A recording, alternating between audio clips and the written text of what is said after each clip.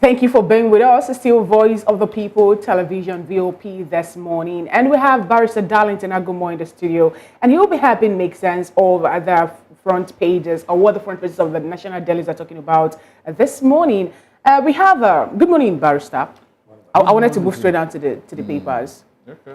How are you doing this morning? I'm okay. Moses, David, and Fina. How are you today? We're good. Very well, very well. I hope good morning to they you. don't enter your house. That will be a discussion we'll have after the show. I have tips to show you. Well, that's why we say people should move to highlands. But then, it's funny how government will always... Without their house. Yes. Our government would always say, okay, if you're living in a lowland area, move to a highland area. When we know that housing itself is expensive. I mean, if a street is tarred, the rent in that area goes up automatically. Exactly. Big time. We are not proactive. Where is the highland in Lagos, please? My area. Is a highland. All right, it's okay. All right, let's get into the big We'll move to that area soon. The Vanguard newspaper this morning will have the banner headline there to be 21 LGAs in 10 states, FCT submerged in flood. And that is according to federal government. You can get that on page 5 of the Vanguard newspaper. And the writer there reads, says no release of water from dams. Cameroon's Lagdo Dam. One state, LGs to safeguard lives of Nigerians. And above the nameplate, the window headline reads, FG's debt to petrol importers exceed 9.1 trillion naira. You can get that on page 19 of the Vanguard newspaper.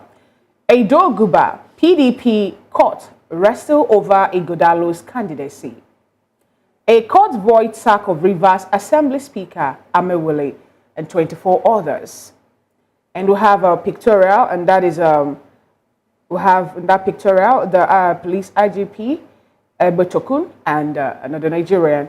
And just beside that, Lagos 2,000 retirees receive 4.5 billion naira benefits. Lagos 2,000 retirees received 4.5 billion naira benefits. That is on page 28 of the Vanguard newspaper. JAMB uncovers 3,000 fake graduates. JAMB uncovers 3,000 fake graduates. That's on page 9 of the Vanguard newspaper. A kidnapping. FG working seriously to secure ungoverned spaces. That is according to NSA. And we have an editorial by Owei Lakemfa. You can get it on page 17 of the Vanguard newspaper. And also, we have the sports headline to be AFCON 2025. Super Eagles draw Benin Republic, Rwanda again. And these are the headlines that made it to the cover page of the Vanguard newspaper this morning. Barrister Darlington, which one would you want to react to? Yeah, it has to do with the flooding. When environmental experts and the climate experts were warning us, I think about 2-3 years ago, for us to be careful with the way we are depleting the ozone layer. Nobody paid attention. We are just interested in industrialization. And so all the green areas, all the trees that were supposed to provide the shade and all that, the oxygen we need, we've been cutting them down and building mansions here and there. Look at Lagos, for example. Is there any green area again? No. And the people that are most involved in this infamy are the high and the mighty.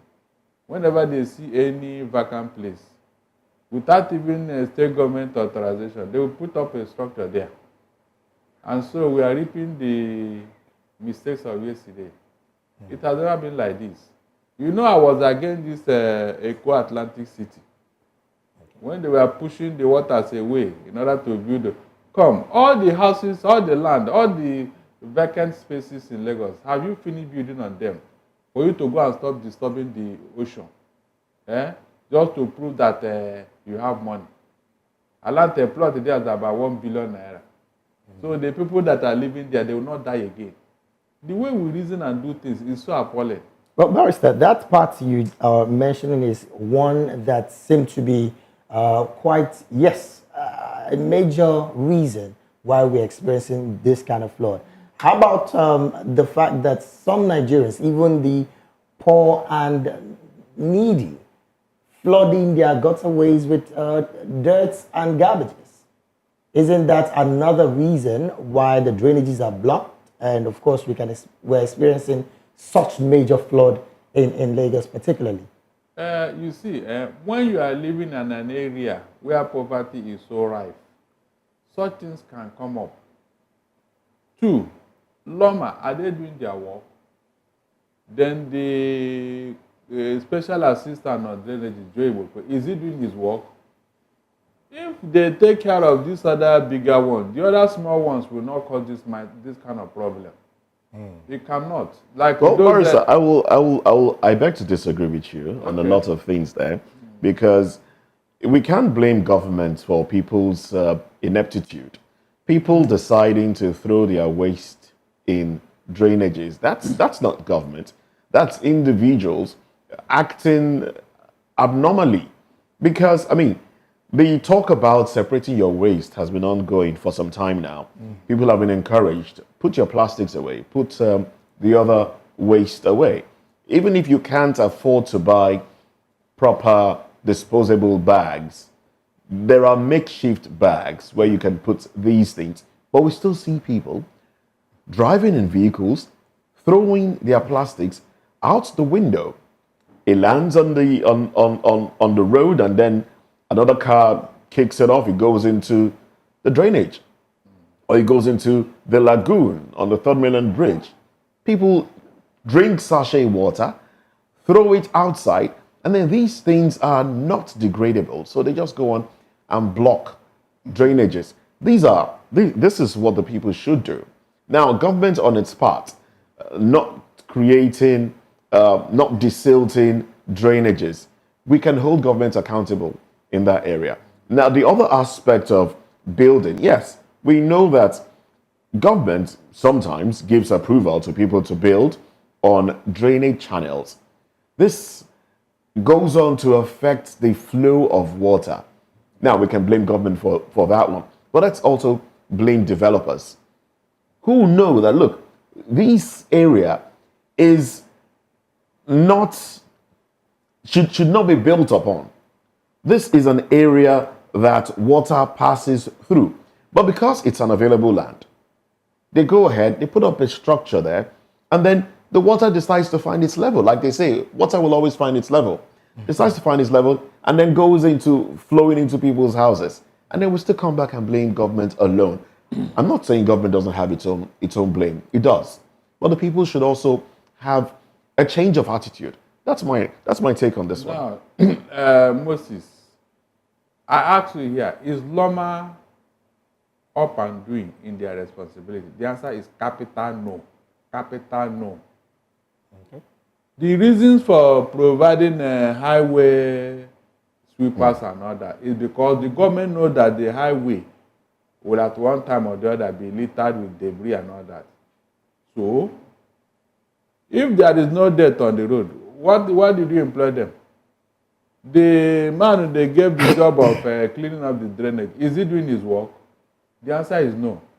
When you add up this, then the level of poverty in the land, people are finding it difficult to even go and pay Loma to dispose their waste. And so, for months, Loma will not go there because they are owing them in that area. So is that the reason to pour all of those debts in the gutter drainages? We are looking at all the options. And we are telling government to do the needful. Okay. They should pay attention to these, poverty-stricken areas. Because wherever there is poverty, you will expect debts. You will expect debt. You cannot run away from it. Okay. They go hand in hand. Well, Barrister, I wanted you also to react to another headline here. The headline that reads, FG's debt to petrol importers exceeds 9.1 trillion naira. This particular figure, is this another indication, if care is not taken, for another hike on fuel prices? I learned one of the papers said this man that the thing has come back again. Sir. But hold on. Who is owing who here? The FG is owing importers. Yes. Who is that importer? I thought the last time I checked, it was an NPC. So which other importer are they owing? No, somebody should tell me. Maybe. So does it mean you're pointing at this now to be a foul play? Another way again for Nigerian money to go down? Is it not? Look, there is so many things they have not told us about the oil industry in Nigeria. I'm telling you. The day we will find out what is going on in that particular industry, Nigerians will shed tears like this. Okay. There have been so many fraudulent activities in that industry. Now, who is owing who here? They remove subsidy and they told us with it there will be fuel every year. So who is that person you are owing? They don't have name. I thought it was any NPC that imports. Solely imports. So what are you owing? All right, let's get on to another daily now. Right. The Guardian newspaper is up next, and the banner headline here is of interest to me, Barrister. I would like you to respond to this one. Parties kick as courts deliver upset in Edo Rivers power gains. Now, let me take other headlines and then we'll come back to it. NNPCL denies $6 billion debt as fuel queues resurface. EFCC, NFRU, others decry money laundering, terrorism financing. Tinubu enlists Dangote, Elumelu, Rwani in economic team. JAM clamps down on fake diploma certificates for university admission. Exit poll, Labour wins landslide in UK general elections. EKEDC disconnects Luth, CMUL from electricity over 252 million naira debt. NAS seeks Tinubu's endorsement of 300% pay rise for judiciary. Abductors of ex-Bayelsa commissioner get 40 years jail term each. All right, so these are the headlines from the Guardian newspaper. Barrister.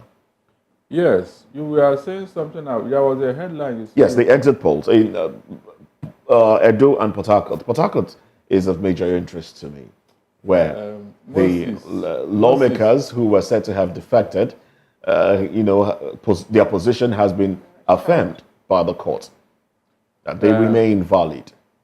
What does this portend really for politics in Nigeria, democracy?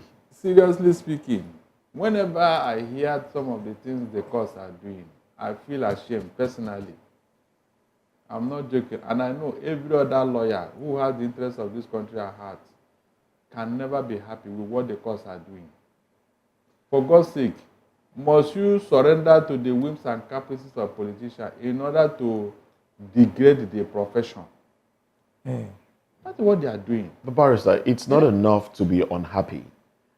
What does this portend for democracy in Nigeria? What I'm telling you, the thing is going down on a daily basis. Our democracy, I've told you here, we are not practicing democracy. Moses, everybody that care to listen, we are not. What are we practicing? What are we practicing, Barrister? Brigandage. Brigandage, if you have power, you can grab it, snatch it, and run with it. That is their own description of. Do you think the 300% increase for the judiciary salary affects this decision the court actually is making as regards their decision in politics? Before we get to that, let me answer what Moses said. All right. What happened in Port Harcourt is purely a question of jurisdiction. Nothing has been nullified. Nothing. So the courts. The courts in Abuja said the lower courts in Port Harcourt did not have jurisdiction to declare the seats of the lawmakers vacant. Exactly. That is all about it. So anybody who is saying that the lawmakers... That's not affirming their position, that they remain members of and like I said yesterday, all that the complainant or the litigant had to do is to go back to the Federal High Court on whose jurisdiction the matter should come before. That is just the simple explanation. Because I didn't see or hear where the court said that the people that you told us they have defected, they did not defect.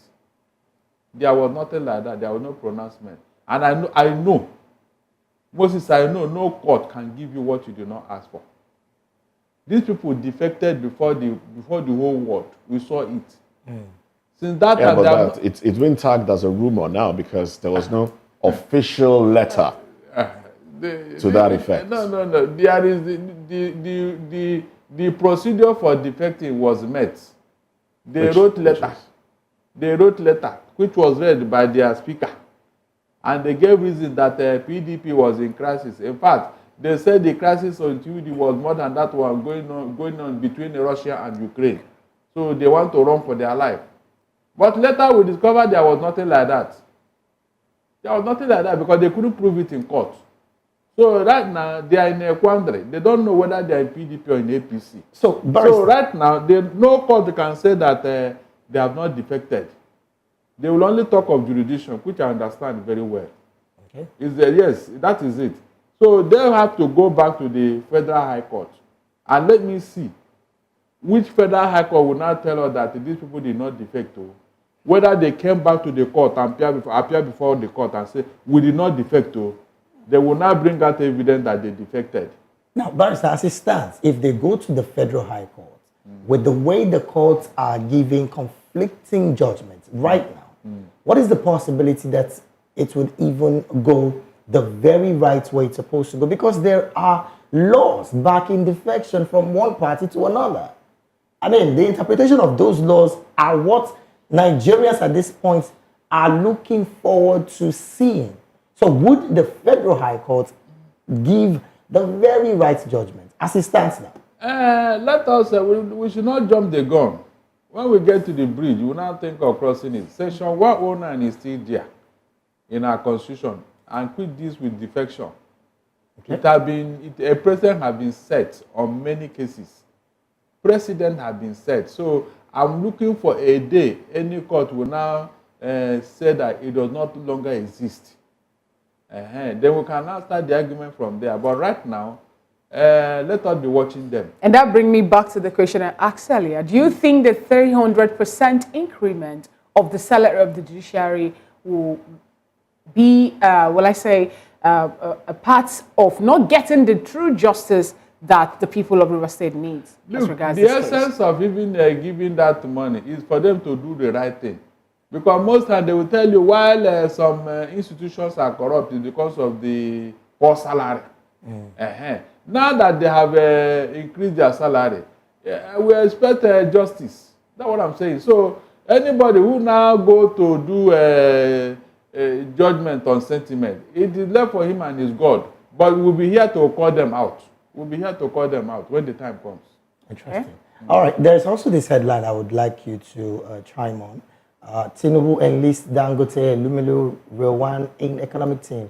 Do you see this as a positive move in the near future as concerning Nigeria's economy? David, I better that call you.